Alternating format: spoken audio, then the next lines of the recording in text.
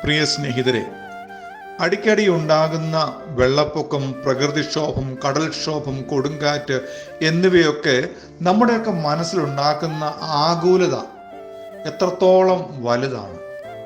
നമ്മൾക്ക് എല്ലാവർക്കും നമ്മുടെ ചുറ്റുപാടും ഉണ്ടാകുന്ന അനുകൂലമല്ലാത്ത സാഹചര്യങ്ങളെ കണ്ട് മനസ്സ് വിഷമിക്കുകയും നാളെ എന്തായിത്തീരും എന്ന് ആകുലപ്പെടുകയും ചെയ്യുന്ന ഒരു രീതി നമുക്കെല്ലാവർക്കുമുണ്ട്. കാരണം എന്താ? നമ്മുടെ ഉള്ളിൽ ഒരു ഭയം, നാളെയെക്കുറിച്ച്, അതിൻ്റെ സുരക്ഷിതത്വമില്ലായ്മയെക്കുറിച്ചൊക്കെ ചിന്തിക്കുമ്പോൾ എനിക്കും എൻ്റെ പ്രിയപ്പെട്ടവർക്കും എൻ്റെ സഹജീവികൾക്കും എങ്ങനെ മുന്നോട്ട് പോകാൻ കഴിയുമെന്ന് ചിന്തിക്കുന്ന സാഹചര്യങ്ങളുണ്ട്.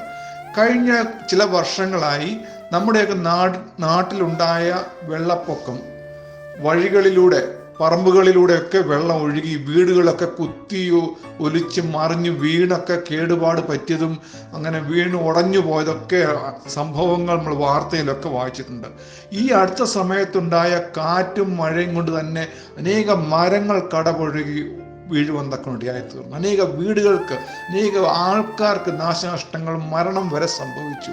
അപ്പോൾ ഈ വെള്ളം ഒരു പരിധി വരെ അതിൻ്റെതായ രീതിയിൽ ഒഴുകുകയാണെങ്കിൽ നമുക്ക് അതിനെ ഭയപ്പെടേണ്ടതില്ല. എന്നാൽ മഴയുടെ അളവ് വർദ്ധിക്കുകയും നദികളിലെ വെള്ളം കര കവിഞ്ഞൊഴുകുകയും ഡാമിൽ വെള്ളം നിറഞ്ഞിട്ട് വെള്ളം കെട്ടി നിർത്തുവാൻ കഴിയാതെ ഡാം തുറന്നു വിടേണ്ട സാഹചര്യങ്ങളൊക്കെ വരുമ്പോൾ നമ്മുടെ ആ ധൈര്യമൊക്കെ ചോർന്നു പോകും. എന്തായിത്തീരും? ഈ വെള്ളം എന്നെ മുക്കിക്കളയുമോ? ഇനി ഒരു തീപിടുത്തം ഉണ്ടായാൽ ആ തീ എന്നെ ദഹിപ്പിച്ച് കളയുമോ? എനിക്കുള്ളതിനെ നശിപ്പിച്ച് കളയുമോ എന്നൊക്കെ ചിന്തിച്ച് ഭയപ്പെടുന്ന, ഭാരപ്പെടുന്ന അന്തരീക്ഷമൊക്കെ നമ്മുടെ ജീവിതം ഉണ്ടാകാറുണ്ട്. അനേകര് പല കഷ്ടങ്ങളിൽ അകപ്പെടാറുണ്ട്. എന്നാൽ പ്രിയമുള്ളവരെ, ഏതൊരു വസ്തുവും നമുക്ക് അതിൻ്റെതായ മിതമായ അളവിൽ ലഭിക്കുകയാണെങ്കിൽ അത് പ്രയോജനമാണ്. എന്നാൽ ആ പരിധിക്കപ്പുറം, നമ്മുടെ പ്രതീക്ഷയ്ക്ക് ഉള്ള അളവിനപ്പുറമായി പോയാൽ നമ്മുടെ ധൈര്യം പോകും, നമ്മൾ ഭയപ്പെട്ടു പോകും. ഇങ്ങനെ വിവിധ സാഹചര്യങ്ങൾ നമ്മെ ഭയപ്പെടുത്തുമ്പോൾ ഈ സാഹചര്യങ്ങളെ ഒന്നും ബാധിക്കാത്ത ഒരു വ്യക്തി ഉണ്ടെങ്കിൽ, ഒരു ജീവി ഉണ്ടെങ്കിൽ, അത് മനുഷ്യനല്ല, മൃഗമല്ല, സസ്യാദികളല്ല, ഭൂമിയിലുള്ള യാതൊന്നും ഈ പ്രകൃതിയുടെ ക്ഷോഭത്തെ തടഞ്ഞു നിർത്താൻ കഴിയുന്നതല്ല എന്ന് നമ്മൾ മനസ്സിലാക്കിയിട്ടുണ്ട്. എന്നാൽ ഭൂമിയെ ഉണ്ടാക്കിയവൻ, ആകാശമണ്ഡലങ്ങളെ ഉണ്ടാക്കിയവൻ, സകലത്തെയും നിയന്ത്രിക്കുന്ന അദൃശ്യനായ ദൈവം മാത്രമേ ഉള്ളൂ. എല്ലാത്തിനെയും നിയന്ത്രിക്കുന്നതിനാൽ ദൈവത്തെ ഇതൊന്നും ബാധിക്കുന്നില്ല എന്നുള്ളത് അറിയണം. അതിൽ നിന്ന് തന്നെ വ്യക്തമാണ് ദൈവം ഭൂമിയിലുള്ള സകല ജീവികളെക്കാളും ശക്തനാണ്. ഭൂമിയിലുള്ള സകലവും ദൈവത്തിൻ്റെ നിയന്ത്രണത്തിൽ കീഴിൽ നിൽക്കുന്നു എന്നുള്ളതും നമുക്ക് മനസ്സിലാക്കുവാൻ കഴിയും. അങ്ങനെയെങ്കിൽ നമുക്ക് ഭാരം വരുമ്പോൾ, നമുക്ക് ഭയം വരുമ്പോൾ മറ്റു ഏതൊരു വ്യക്തിയിലും ആശ്രയിക്കാം, ഏതൊരു വ്യക്തിയിൽ നിന്ന് നമുക്ക് സഹായം ലഭിക്കും എന്ന് കരുതിയാൽ അതിനെല്ലാം ഒരു പരിമിതിയുണ്ട്.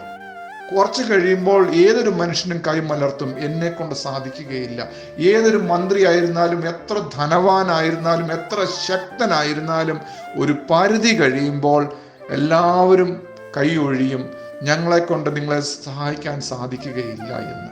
എന്നാൽ സഹായിപ്പാൻ കഴിയുന്ന, രക്ഷിക്കാൻ കഴിയുന്ന, വിടുവിക്കുവാൻ കഴിയുന്ന ഒരു ദൈവം നമുക്കുള്ളത് കൊണ്ട് ധൈര്യത്തോടെ നമുക്ക് പറയാൻ കഴിയും, ഞാൻ എൻ്റെ ദൈവത്തിൻ്റെ നിയന്ത്രണത്തിന് കീഴിൽ, ദൈവത്തിൻ്റെ ഭരണത്തിന് കീഴിൽ, ദൈവത്തിൻ്റെ ആജ്ഞ അനുസരിക്കുന്ന വ്യക്തിയായി ഞാൻ ജീവിക്കും എന്ന് തീരുമാനിക്കുന്ന ഒരാളെ ദൈവം പറയുന്നു ഒരു നാളും കൈവിടുകയില്ല.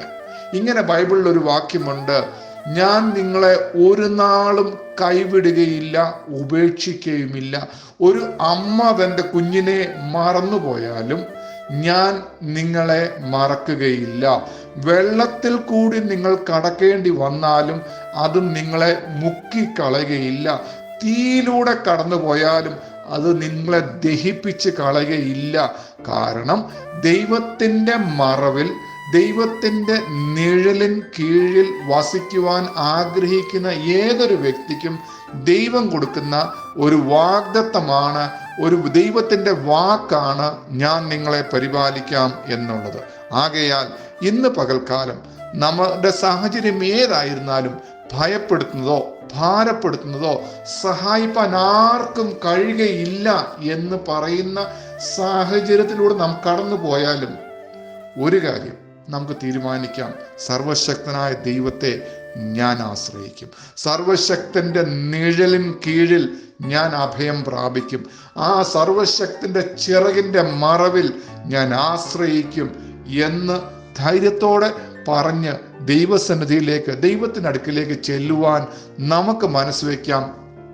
ഈ ദൈവം എത്രമാത്രം നമ്മളെ സ്നേഹിക്കുന്നു എന്നുള്ളത് വരും ദിവസങ്ങളിൽ പിന്നെയും ചിന്തിക്കുവാൻ, ധൈര്യപ്പെടുവാൻ ദൈവം നമ്മെ സഹായിക്കട്ടെ.